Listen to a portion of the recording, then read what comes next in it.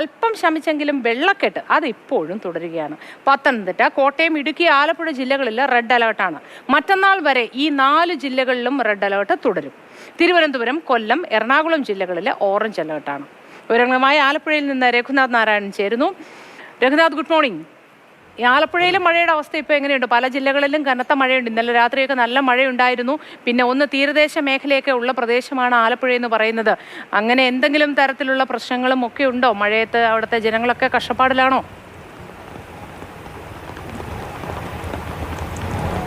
സ്വാഭാവികമായിട്ട് തന്നെ മൂട്ടി ആദ്യമേ പറഞ്ഞതുപോലെ തന്നെ വെയിലാവുമ്പോൾ എന്തൊരു ചൂട് എന്ന് പറഞ്ഞ് നമുക്ക് ഒരു നെടുവീർപ്പെടാം, അല്ലെങ്കിൽ സങ്കടപ്പെടാം. പക്ഷേ മഴയുടെ കാര്യം അങ്ങനെയല്ല.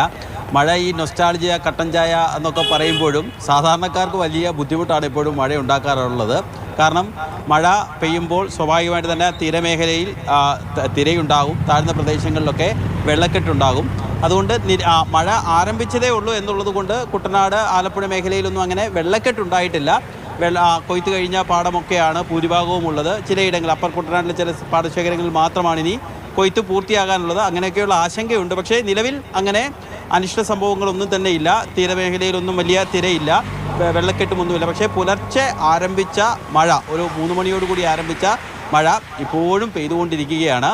ഉടനെയെങ്ങും തോരാനുള്ളൊരു സാധ്യതയില്ല. കാരണം അത്രയ്ക്ക് അന്തരീക്ഷം കറുത്ത് കോളുകൊണ്ട് കിടക്കുകയാണ്. ഈ സാധാരണ നിലയിൽ ഈ മഴയൊക്കെ പെയ്യുമ്പോൾ ആദ്യമേ തിരയടയ്ക്കേണ്ടത് ആറാട്ടുപുഴ, തൃക്കുന്നപ്പുഴ മേഖലയിലാണ്. അവിടെയൊന്നും നിലവിൽ കുഴപ്പങ്ങളൊന്നുമില്ല.